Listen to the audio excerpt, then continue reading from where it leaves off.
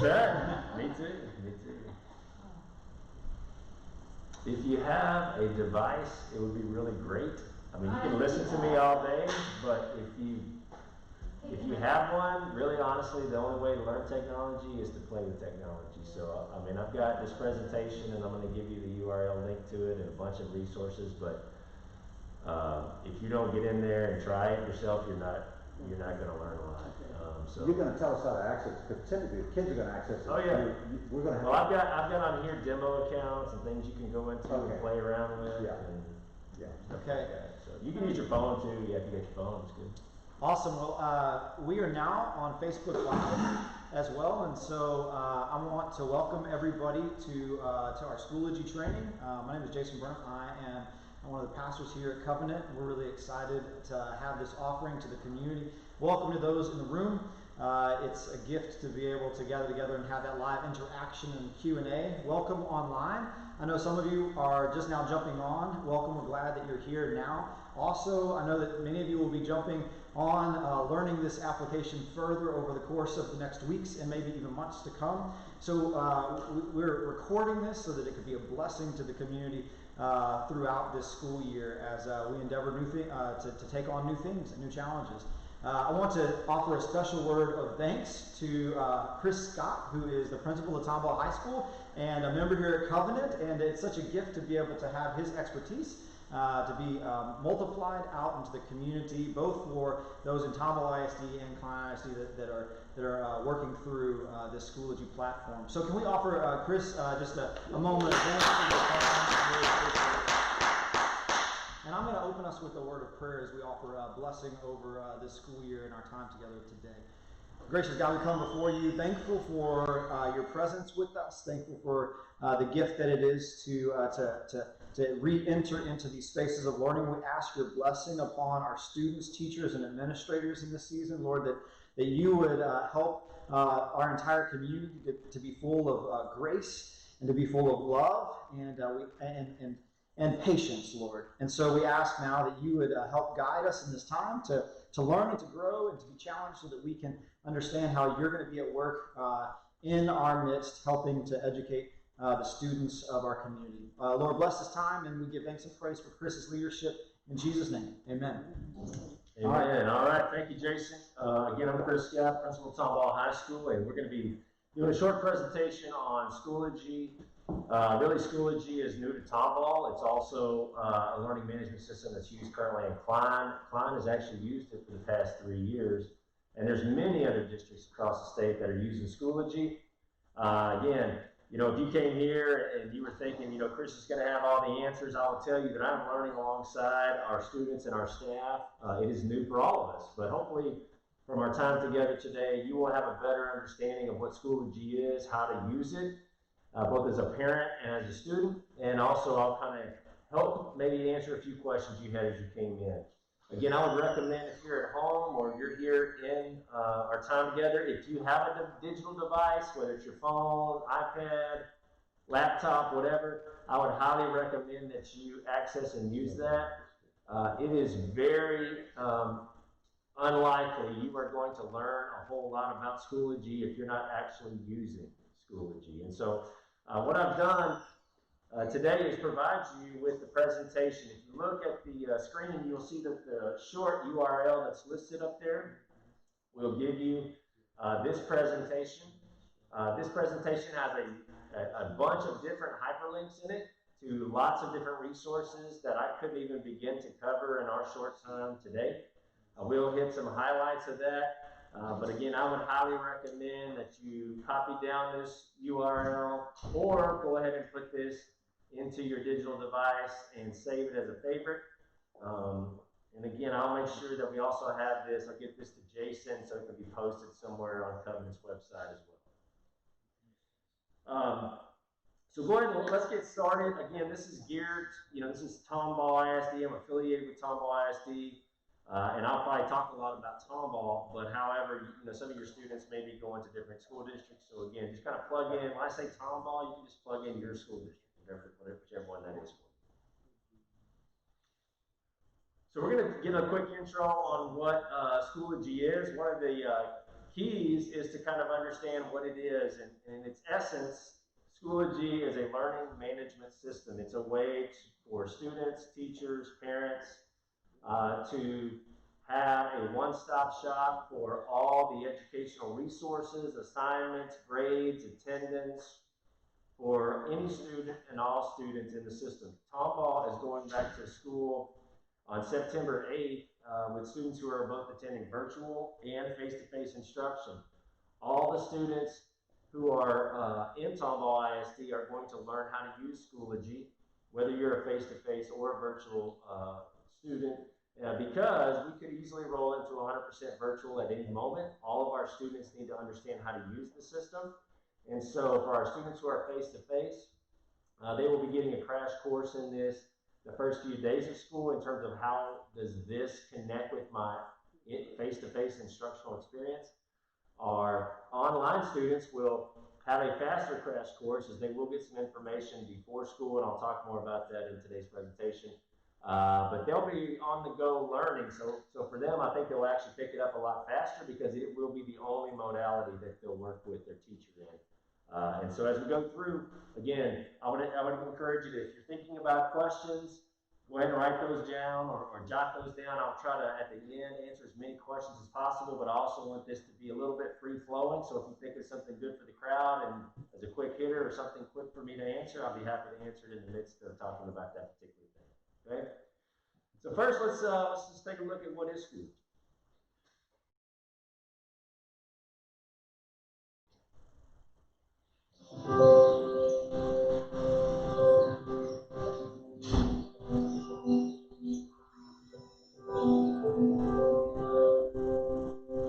We created Schoology in 2009, really with the mission of continuously advancing what's possible in education.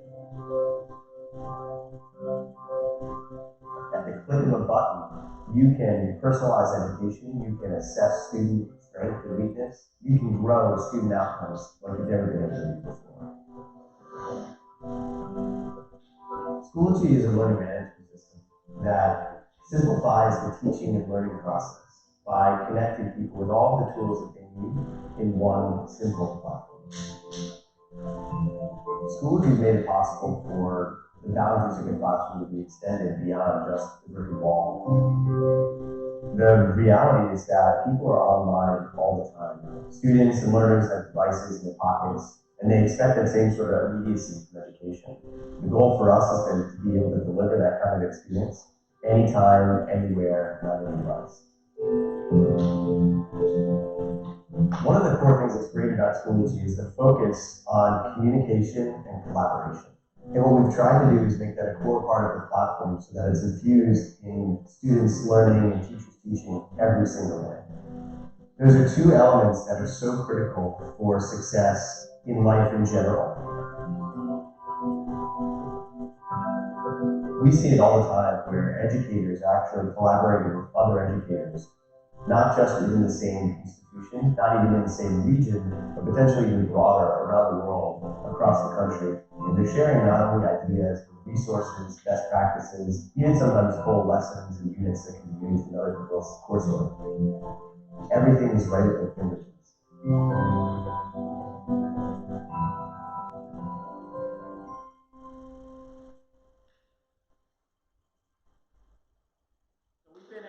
Working with Schoology for the last 2 weeks. Our teachers have really picked up on it well. I think it's kind of an intuitive product. Again, if you're kind of tech savvy, it won't really take much to get up to speed on it. And I think, again, for the kinds of learners that we have today, they are very adept at technology and do pick up on this very fast. In fact, most of them pick up a lot faster than the adults do. So that's the good news. So the first thing probably, just to kind of make sure, I mentioned that Schoology is a learning management system, but I want you to be educated on actually how to say the word.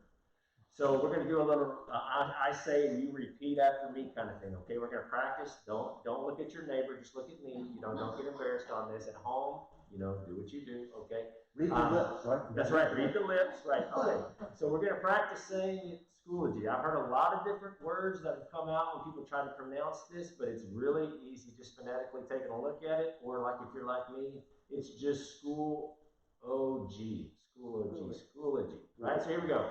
1, 2, 3. Schoology. 1, 2, 3. Schoology. One more time. 1, 2, 3. Schoology. Okay, great. So when people are out there in the community and you hear Schoology and Schoolology, and there's a lot of things that people are saying, just help them, help them. And so if nothing else, if you go into work with your own child or another child, if you pronounce it correctly, they're going to have confidence in you, regardless of what you say. Okay, so Schoology, practice that at home. So here's what I put in for you today. This resource sheet has an abundance of material. I noticed what is Schoology and what can it do? So again, here's some introductory videos, those kind of things. I have what's written on the slide that I just shared with you in terms of accessing. And again, this is a demo account for a student. So we'll open that up. We'll take a look at it, see what it looks at. We'll go through the categories, make sure you kind of understand what it does. I've also put in here the student interactive guide. And when you open up that student interactive guide, it's going to seem a little bit overwhelming, because it's got a ton of stuff in there, and when you open all those up, they have another ton of things. So I didn't, and we're not going to go all the way through that, but I put all these things in there for you to continue to explore and try. And because again, there's no way in our short time together this afternoon that I would be able to go into depth that you're probably going to want to know. And there's probably some things you're going to want to know more about than others. But I have that student interactive guide for you. We also have this is an elementary version. But this might be how the teachers might roll out their Schoology presentation to students. And again, this is a draft, so don't lock it in and say, this is the one my child's going to get. That's not the intention of it. The intention is to show you how teachers are going to teach students about Schoology. And so again, I have an elementary and a secondary example in there as well. And then basic stuff. How do you access course content? How do you submit assignments? Those are kind of the gist things that I thought we might cover today. And then again, as I work with Jason and other folks, and if there's a need for me to come back in a few weeks, and as kids get into it, we need to do something in a month to kind of get some things, no problem. We'll be happy to come back in and help with whatever we can. And then on the bottom, I put in here, how do parents use it, right? So what as a parent, what do I have access to? What does it do for me? How does this help me help my student? Like all of that information is found in this area, okay? So I thought the best thing to do, though, is to go ahead and get in here and let's try it out. So we're going to go into Schoology. I'm going to just click in here and type it in here. Schoology.com. And if you're following along with me at home, again, we're just going to hit login. And again, this is a demo account that we're using, so it's not something that this is not how you are going to log in with your student. I'll talk about that more in a minute, but I want you to just have an idea. So up here in the username, you can put Tomball student. I think that's a capital T on that, and then what did I put on that slide? Tomball 2020 with a capital T. We're going to give that a try. We'll keep our fingers crossed that it's working. When it says right underneath that, it says school or postal code, you can just put, if you just start typing in Tomball, it'll kind of auto-populate, and then just hit Tomball ISD. So again, this is a demo account. So that's why you see on the very right-hand side a Tomball student. Now, when your child gets their own Schoology account, and we'll talk about how that's going to happen and roll out in a little bit, your child's name will be right there. Okay, when you sign up as a parent, right, you'll have an access, and it'll be clear that this is your account, right, on the right-hand side. But how you're going to navigate and what it looks like is very consistent to what you're going to see in this demonstration. And I'll talk through the elements of it so you can kind of get a feel for the layout. Again, I am not a Facebook user. I don't have a Facebook account. But what I've been told is that this is very similar and operational to a lot of things that you see on Facebook. So if that is something that you do, I think you'll find this to be pretty easy to gravitate to. And again, I think kids will find this pretty simple to use. So let's just go over the basic components, and then we'll kind of get into a few examples. And then again, as you're thinking about some questions, maybe we can use those examples to explore and talk about how would you do that if that was asked. So we're just going to work left to right, top to bottom. So at the top, students have four basically categories up here. They have courses, they have groups, resources, and grades. And we'll go through and we'll take a look at each one, but in a general, every student that every course, that a student takes is going to be found under the course tab. So when they click on that, like at the high school level, they're going to have 7 courses. That's what it's going to list. If I'm an elementary student, it could possibly list, if I'm in a self-contained classroom, it may list my classroom teacher, and it may list, if I go to specials, those special teachers may have like music and PE and whatever. Those may be in there. I don't know for sure for elementary, so you might check, and again, more information will be coming out specifically on what your child will look like based on their level.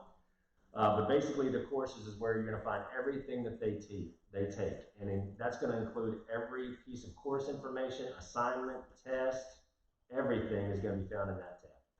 The second group is well, it's called group. The second category is called groups. And groups, what they are is ways for students to be connected with other students and adults in a way that's not necessarily course specific. So I'll give you an example.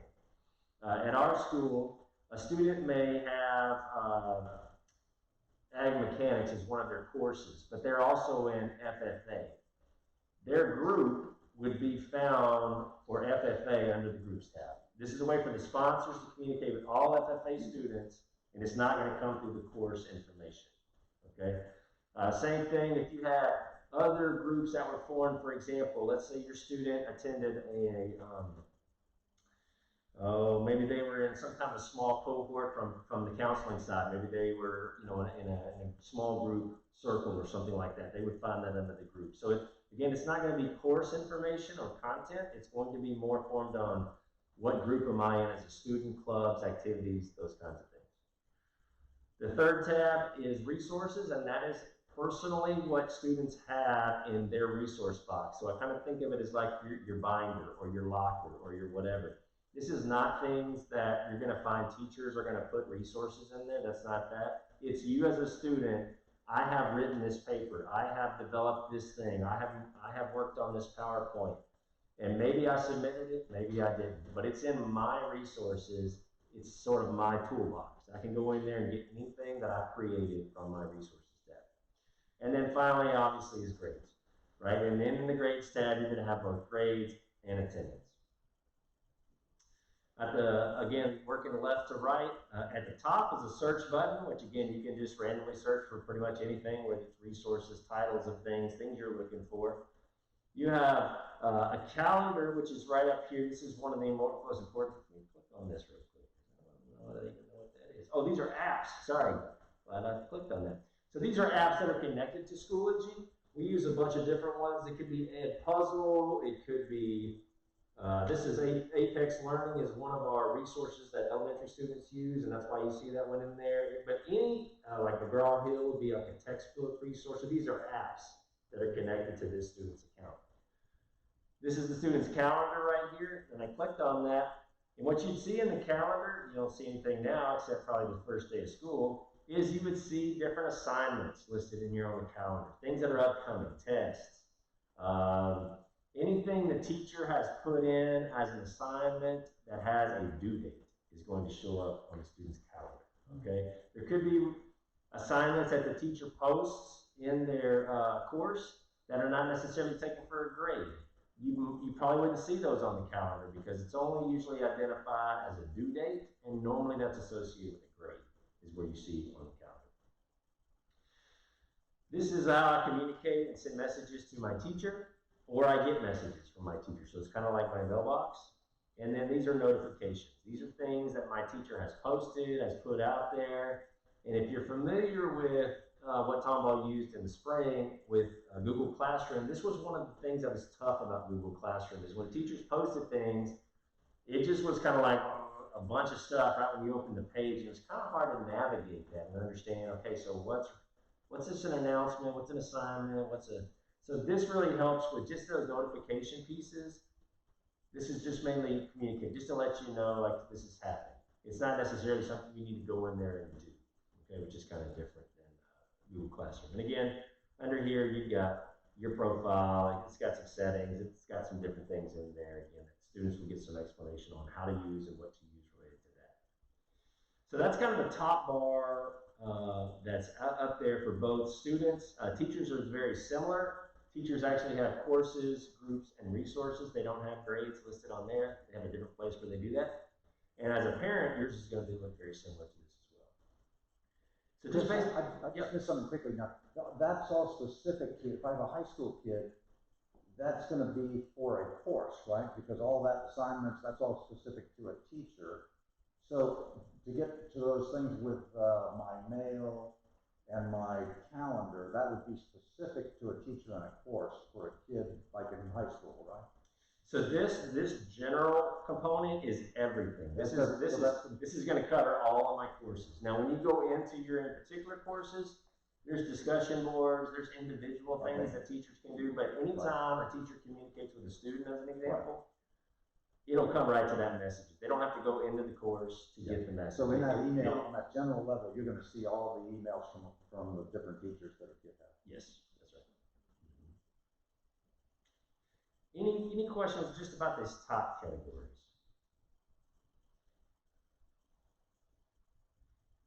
Okay, then let's go in and we'll explore course. So if you're, again, in with me, you're going to just click on courses and you're going to get in here. Okay, maybe you're not going to get in there. Let's try that again.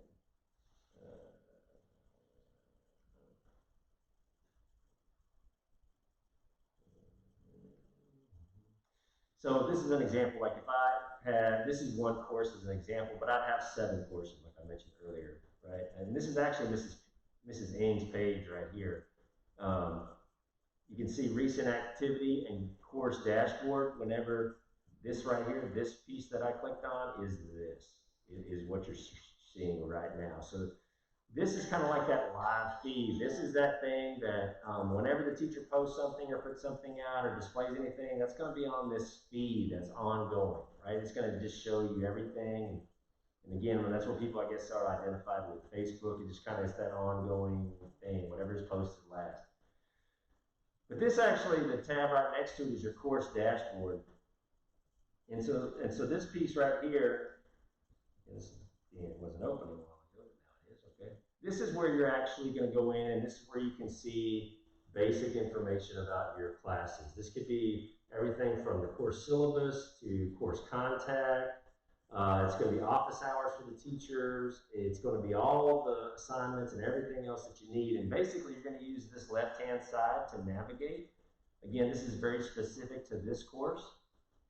And teachers are going to, in Tomball ISD, and I don't know how it is in Fine, but their course outline is going to look very consistent. Meaning, it doesn't matter if you've got a first grader or a 12th grader.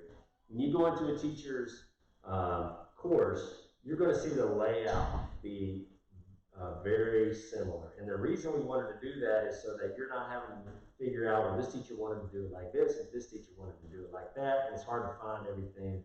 So you'll see these things down here, for example, being very similar. It'll have an introductory as to who the teacher is. It'll have their contact information, their office hours. When you go in and you look at the materials or the weekly lessons as an example, if you're a Tomball ISD student, you have a item called class link, and I'm going to go under staff resources, but it's going to be the exact same way as a student. You have this item called class link, and students in Tomball ISD will be getting information next week. Again, not this week, but September 1st. Basically, an information will go out to all parents and students about their courses, and they'll be able to access and go ahead and log into their classes and start getting familiar. Teachers will have their pages up and ready to go.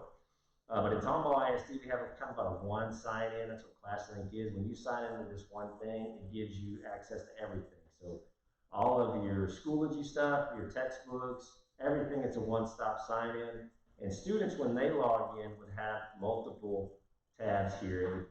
But Schoology, obviously, is the main one that we're going to be focused on today. Let me go in here, and this is what I was trying to show you, and I'll use an example. This is what we're using with our teachers to teach them. And you can see that these items on the left-hand side, the top of this, is very similar to what you saw as a student, right? The only thing that's missing, again, this is the teacher page, is this grades component right up here. But what I was trying to show you in the material section was basically kind of something like, might look like the course content. And I was trying to show you the layout of it because I wanted to demonstrate to you like this as an example of what your students' page will kind of look like in terms of how do I know, let's say it was a unit of study, how do I know what my student needs to do like today? One of the things that we told teachers they have to do is we cannot list the names of the units, and those are the things that's going to guide parents on what to do and students what to use. We told them they had to use dates. So, you know, for this date, this is your assignment, as opposed to this is the unit of study you're in, and just kind of figure out where you're supposed to be that day. So with our teachers as an example, we put in there things that are very similar to how an assignment might be. This is an example, again, trying to blow this up for you a little bit, of what an assignment might look like for a student. So again, one of the things that is helpful to know is how do you get back to where you were? What I would highly recommend is don't use the back button. Don't just keep hitting back, because you'll get lost. Once you get into an actual course, and again, I'm in the THS Intro Sandbox course, that's the dot in the course, these are all hyperlinked right up here. So if you want to get back to something that you were just in, the best thing to do is go ahead and just click on this wherever you were. So I'm inside the August 20th folder, and this is Unit 2. This is the course content for my course, Intro to Sandbox. So that's kind of that linear tree and how it works. Schoology does have apps. So again, whether you're on a smartphone, digital device, iPad, tablet, whatever it is, they do have the apps. And again, all those things, whether you're a virtual learner or you're a student who's in school, you'll have the opportunity to use those things. We use Chromebooks in Tomball ISD primarily, but at the high school level, we do, in junior high level as well, they do have the ability to bring their own device. So definitely some options in terms of access. This is kind of what I mentioned to you a little bit before. There's a lot of how-tos about to come out in the next week to 10 days on supports for students. So again, the access guide, the student guide. So what I just showed you is kind of a sneak peek of that student guide that's going to come out. So lots of information about that. And also the parent side. And if you go into the parent letter, the parent guide, those things that I displayed at the very beginning, which we'll also come back to, you'll see that as a parent, what's great is you have access to every piece of information your students do, but you also can sign up for those email notifications that let you know when my student missed a deadline, what deadline did they miss? What's my student's recent activity? How much have they been online? Right, so you'll be able to go in there. You'll be able to look at grades. You'll be able to look at attendance. So there's a lot of those things that I know, when you're, especially in today's age, you're having to go over here to get this, and you're having to go over here to get this, and you're having to go over here to get this. I think what you'll see with Schoology is it's kind of a one-stop shop. You get a lot of good information, and you again have the ability to sign up for these notifications through Schoology so that on a regular basis, however frequently you want it, you will get that notifications and updates about your students' progress.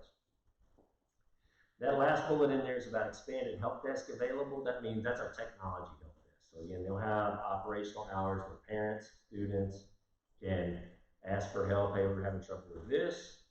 Like, hey, our Schoology account's not working, right? Something like that. And so they'll work with you to try to get that resolved. Again, this is what I mentioned to you before. The first day of class, parents will receive an email with an access code, and so will students. So how students sign up for a course? Let's get back in there and see if we can show that.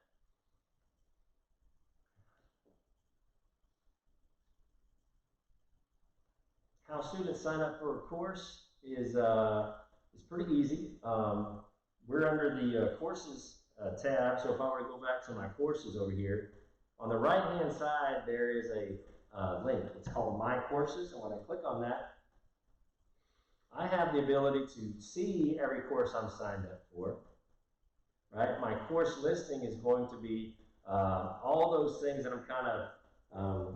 It's going to be a laundry list of a lot of stuff that's been put in there for me. So that's really not the greatest tab. It does give you a chronicle history of items that are in your courses, but most of the folks are going to obviously navigate from this row, but right over here on the right-hand side where it says join a course, when you hit that button, that access code that you get is what you type in, and that's how you get joined to the course. And that'd be the same thing as a parent. That's how you join as a parent to that particular course. So let's navigate back in and see if we can get back in. And parents will have access codes for all of their students' courses. Yes. So parents of multiple kids will have lots of access codes. Initially, yeah. Once you set it up, yeah. And once that, the other part of it is if your student changes a course, you know, like a semester, let's say if they go to a, you know, if it's a semester-based course, then they would have to sign up for another one. But it also gives you the great opportunity to get rid of courses once you're done with them. Like you don't need it, you can get rid of it, right? Right. So let's see here. Right. So again, I think I was basically in here trying to show you the structure of how things would work in terms of once you're inside a course. But let me just talk about this before we click on anything else, and that is basically when you're inside that folder for today, it's going to list on this page everything that you need for the day. So it's going to say, hey, here's the objective, here's the activity I want you to do, here's the reading I want you to read, here's the video I want you to watch, like whatever that is. And on the right-hand side, as you click into something, for example, like this, anything that is due for that particular course is going to show up right over here, and I'll give you an example. Maybe I can navigate to one that's got an example here in a second. Let's try here. So this is a good example. So this is an example, like if I were to click into 819, it's got my lesson for the day, and when I click on my lesson, it gives me everything that's in there. You can kind of see as you scroll down, this is a teacher training, right? But it tells you like do this, do this, do this, and on the right-hand side, it tells you by calendar, one, what is due, right? But also when you're in the assignment that you're supposed to do, it gives you this submission button, right? And so when students are navigating their writing, their typing, they're doing whatever the teacher told them to, how they're going to submit assignments is by clicking on this.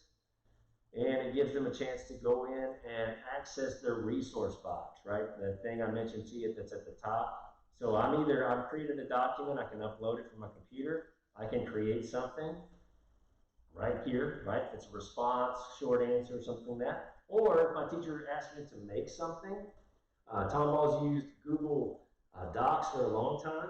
So, you know, whether they create a slideshow, a presentation, a video, Google Doc, maybe for a writing paper or something like that. All those things they can do in Google. Obviously, it's saved to their Google Drive, and when they go in there, their resources are going to be linked to their Google Drive. So the teachers are going to show them how to do that, and as a parent, you'll get an information sheet on how that's done. So if in case your student needs some support, but basically, when they click on their resources, they'll be able to go in there and grab that thing that they've been working on and upload it, attach it right here, and hit import. And so when they do that, it's going to come into this area, and then they'll be able to hit the button and submit assignment. That was one of the things that was kind of challenging sometimes with Google Docs was, you know, you weren't sure, did I submit this? Did it go through? Did it not? So in Schoology, every single thing is timestamped. Every single thing shows up. I either did submit it or I didn't submit it. And I think as a student and a parent, that's actually very helpful to have. So again, I'm going to go back out and we're going to come back in and we'll see if we can explore some other things. Again, I'm under the Courses tab.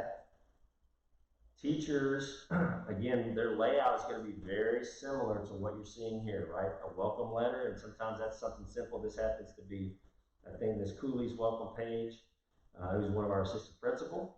But again, teachers are probably going to be a lot more detailed. She was using this as an example to demonstrate to teachers this is kind of where that goes. There's going to be class information. That's right underneath that. Again, at the high school level, it's typically going to be course syllabus, contact information, when are my tutorial times, you know, as a student or as a parent, how do you reach me? What's my email address? What's my phone number at school? And then again, any other pertinent information they think is important. If I was a science teacher, this would be an example where my science safety contract would be from parents. If I was, you know, a band parent or a band teacher, this might be where my instrument agreement is with my students or something to that effect. Again, the course content itself, as you click in there, is going to be organized. You can see this is listed by unit, but it has dates, and it'll always have dates. So as teachers, again, go in there and parents go in there, you'll be able to easily navigate. What day am I on? What day did I miss? And what do I need to do for that day? One of the things that's different about Schoology than it was with Google Docs, and is much different, I would say, for Tomball ISD than it was in the spring, is, whenever we started using, well, we went into an extended spring break, let's just say, and nobody came back to school. We used Google Classroom as a way to work and work with students, but the level of expectation and the level of rigor was definitely not where it was when we left school, and it's definitely not up to the expectations that we have. So in the spring, or in the fall, you'll see that this is going to be very robust. The grading guidelines are the same, whether you're a student who's virtual or a student who's face-to-face. And so these things that students did in the springtime, such as, hey, if I get all my assignments on Monday and then I'll just complete them by Friday, is not an option for students who are in Tomball Virtual School. Every day, students are going to have an assignment to go in and do. This is also the way that students get attendance taken for that day. Teachers are going to recommend, and I would recommend, that your student have a set schedule. That your student for that day, if they have math first period and English third period, that they actually attend that class during that time period. Some of your students are going to be in classes where they're 100% virtual. And so the teacher is literally going to be teaching a virtual class from her classroom. So every kid is going to be seeing her or him, and they're going to be interacting and having some ways to do that. Some of you, especially at the high school level, may be in classes where you have students who are co-seated, meaning you have students who are face-to-face, and you have students who are in a virtual school setting. Those students, primarily at the virtual school setting in those kind of classes, are going to have asynchronous activities, meaning there are things that the teacher has plugged in there for that day for them to do during that time period, and the teacher is going to provide an opportunity for them to connect with that student at some other time within that school day. So whether that's office hours the teacher has during their conference period, or after school, or before school, but those students are going to have access to their teachers every day.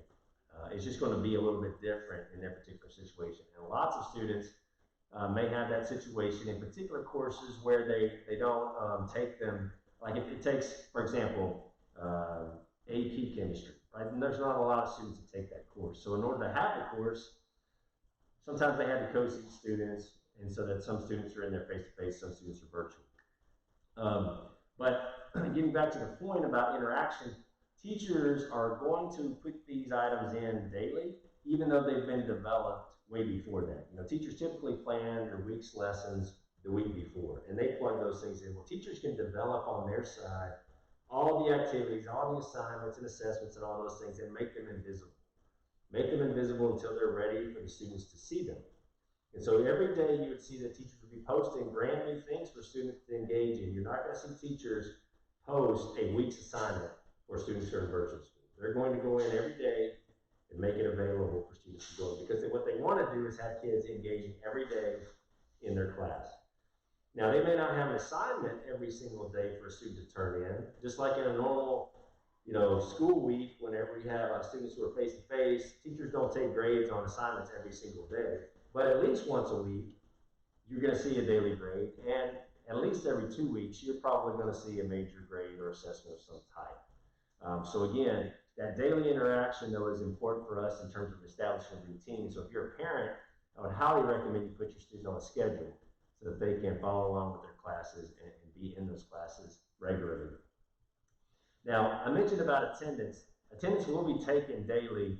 For virtual students, it's actually taken through Schoology. It has to do with when did they access the system and what did they do while they were in the system. So you may be thinking, well, I've got a student who is a family of 4, and I've got one digital device to my name at my house. So how in the world are all 4 of my kids going to be on at the exact same time? Well, we know that's a reality, and that's why, again, synchronous, meaning you're with the teacher at that time according to your schedule, is the most ideal. However, if that is your situation, I would highly recommend that you contact your teacher and say, hey, this is our situation. My student, instead of doing math during third period, you're going to be doing it at 2:35. Is that a problem? 100% of those teachers are going to say, no problem. I'm going to work with you. This is not going to be a problem. But I do need your student to daily do their math. So again, a student's attendance for the day can be accounted for if they go into the system, complete whatever it is the teacher had them do that day. And sometimes, again, it's not necessarily a graded assignment. It could be a check-in, could be a bell work activity, it could be something that the teacher knows the student has engaged with them for that day. And so what Schoology does is it actually chronicles all that. It documents whether students attended based on the criteria that we put in, and it counts for their attendance if they work offline or asynchronously, I should say, maybe, for that particular course. So I know that's kind of these are two terms that we haven't used a lot until the last 6 months, which is synchronous and asynchronous. But just in a nutshell, synchronous is it's real time, live time, we're together, and it's happening like right now. And asynchronous is you are doing and interacting with me in a different time period than live. You're not seeing me, you're live right at this moment, but you are doing something at another time, and that's how we're making sure that you get what you need for your education. So I know she covered a bunch of stuff, and it's kind of hodgepodge, but I want to kind of fit in certain places. I hope that makes sense to you. Based on what I've described so far, what questions do you have? Dr. Lee, tomorrow I have mentioned this in the 24-hour hotline for Schoology Help, Schoology. Do you know if that's the case? Yeah, that's this piece right here. First of all, Schoology has its own 24-hour access hotline, but my understanding is that's how this component, the expanded help desk being available, my understanding is that's how that's going to work. And that's and again, that's Tomball specific. I don't know about other districts. And you access that through the Tomball ISD website, right? Yeah, they have a place where. Yeah, they have both a email site and a direct phone. Right. Because if we have a third grader who's going to stay home, going to do remote, is there an expectation that kid is going to be online a certain number of hours during certain specified hours during the day? How do you see that working? Yeah, so as I kind of mentioned, as kids go in and we look at their courses, and again, this could be for somebody who, again, if you're helping a student and you're trying to figure out like how much time should the kid really be spending on this, and when should they be spending the time on this. In an ideal situation, a student, and again, I'll use a high school example, but you can extrapolate that to a third grade student, is they have certain courses that they are in. And the expectation is that they are engaging in that content every single day. Ideally, they're doing it real time. And I think for everybody's sanity, including the students, to have a set schedule is really helpful. And so where it's possible, we would highly recommend they just follow their schedule every day. So the schedule will show the hours too, right? When yes. I look at my calendar, I'm going to see not only what I'm supposed to do there, but what time I'm supposed to do. That's right. That's right. Exactly right. That's when my courses are meeting. It is, right. And so whenever they go in there and their courses, and again, I'm not sure how elementary is going to look, but in high school, it'll be very sequential when you'll see those courses listed. You'll also, in the information on the student's schedule, which is in Home Access Center, which is what Tomball uses to look at a student schedule, it'll mirror exactly what is real time, because again, we're in a situation, and I think most districts are, where at the marking period, students have the ability to, if they were face-to-face, go virtual, and vice versa, if they were virtual, to go face-to-face.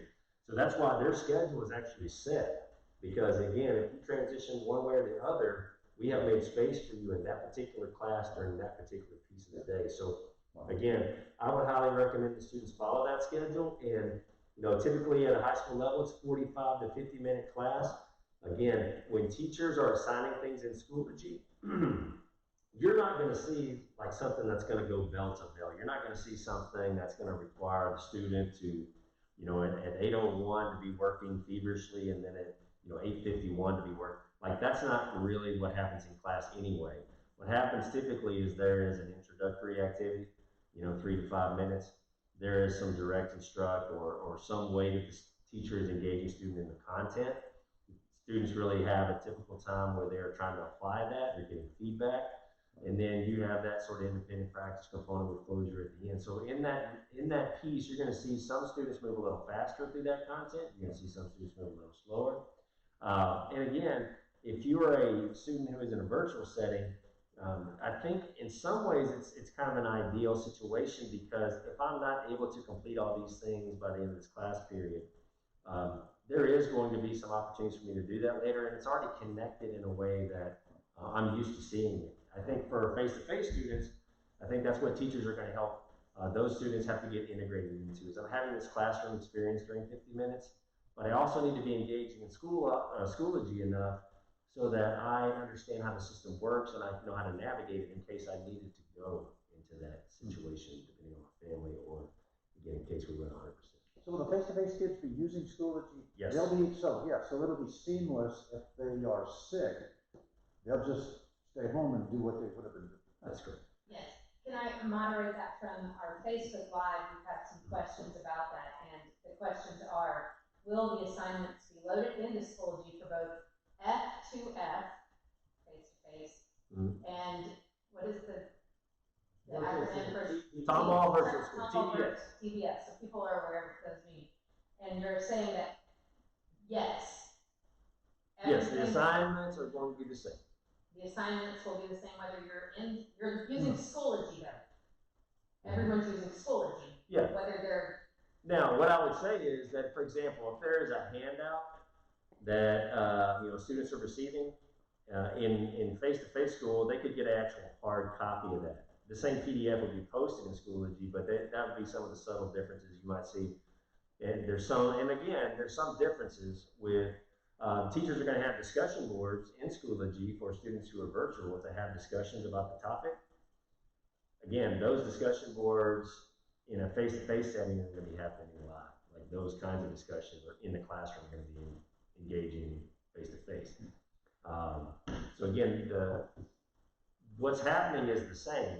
The modality that it's happening in could be slightly different depending on what it is. So all the kids in face-to-face will have devices, and they'll have them all the time. So no, that's not true. So there could be situations where students who are face-to-face don't have them all the time, but they will have regular opportunities to have those, whether it's their own phone, Chromebooks in class. And again, the major difference is the virtual school students are receiving 100% of their instruction via technology. Right. Students who are face-to-face, they're receiving it in a way that is from the teacher and from other needs, but they're still going to have the same assignments. And they submit homework. So they can do it both ways. The teacher could provide that opportunity for students who are face-to-face. Again, they have different ways they can give the teacher the information. Whereas a student who's virtual, that's the only way that you're going to submit it is through Schoology. And again, I would think many of our teachers are planning on using Schoology for submission of assignments because they do want students to get used to it. They want them to understand how to use the system. And I imagine the value of the tracking for the teacher. You can see what students did and didn't turn it in.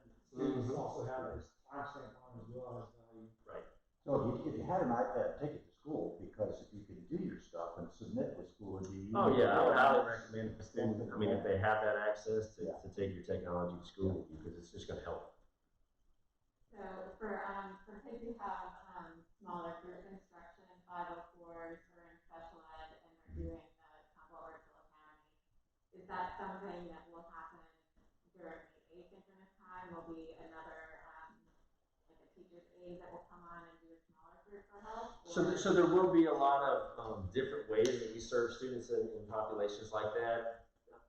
What I would say is probably for every special education student and really 504 student, their plans have been developed, and if they haven't been, they need to be revisited because everybody in those situations had a plan in the spring.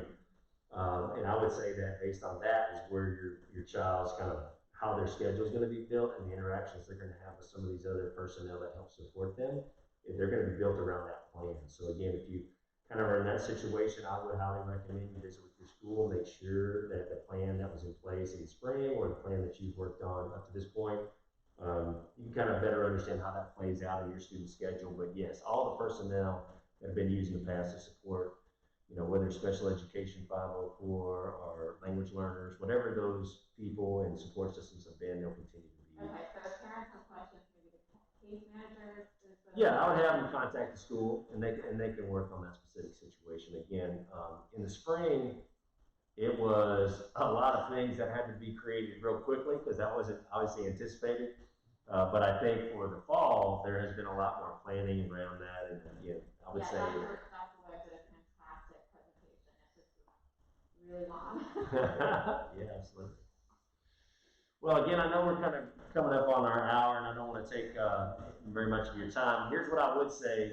I would highly encourage you to take the presentation and get in there and play, and get in there and try, and look for that information again from Tomball. Will be coming out shortly to help you as a parent and student better understand these things. But the things that I've put in the presentation already will take you a long way to understanding those things, whether it's the parent guide or the student guide. I think those will serve you well. Yeah. We had one more question from Facebook. It says, what platform is being used for the live instructions? Is that Zoom? Is it Schoology? How will they see their teachers when they're live with their teachers? So there's a few different ways. They won't be interacting with parents via Zoom. Teachers and students? Teachers and students don't use Zoom. No. Okay. Yeah. So they could be Google Meets. Schoology does have a video conferencing ability within Schoology, so that might be an aspect, but not Zoom for students and teachers. Yeah, it's just seamless with Schoology, right? It's just in there. It is in there. But we also use Google Meets. There's some other things that teachers have used with groups and classes. It's just Zoom, some of its limitations for just rights to privacy and things are not things that at least Tomball ISD is comfortable using right now. So if I'm a high school kid, I think 7:30, I need to be on my computer, right? Tomball High School 7:20. Okay. And if I'm an elementary school kid, it's 8:35, right? I need to be on there because that's when it started. Yeah, and again, if you're in a situation where technology is an issue, I know we are giving Chromebooks to students who requested those, and families that requested those. I would contact your local school if you're needing help with that. But if you are in a situation where, and again, things happen, I get it, your internet goes down, a device dies, like whatever, just communicate with your teachers. They are going to be very flexible, and they are going to be very responsive to those changes, but they do need communication. If they don't know what's going on, they won't be sure how to respond to that. So. And final question from the gallery. When will the courses be live for students to see? I would say, like at the high school level, you're not going to see it be live till not this week, but next week. So it might be 2-3 days before school starts that you'll see those courses live, which is pretty typical. Most of our stuff in the past, we've always had course pickup, our schedule pickup, and those kind of things that last week before school starts, and so you'll see it be very similar this year as well. And that's when the accesses and all that stuff will be there. So I'll look at my calendar and I'll see my stuff. That's right. I'll see what my schedule is. I'll see all that stuff. Sometime next week. Not this week. The week of September 1st. Okay, that's right. We have 2 weeks. So, yeah.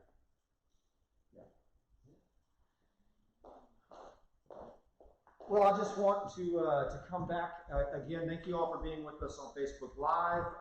Also, if you're watching this later on playback, if you put any questions in the comments section, we'll continue to monitor that and do our very best to find answers for you so that we could serve the community in every way that we can. Again, I want to thank Chris Scott for being with us and for answering and look, we had a live demonstration of how you can have technical difficulties and yet overcome them and work through them. Praise God for that. So I'm going to offer just a blessing and benediction to send us forth. Let's go forth from this place, oh God, to serve your children, to serve this community so that we might all grow in knowledge. We pray this in Jesus' name. Amen. Amen. All right, peace be with you.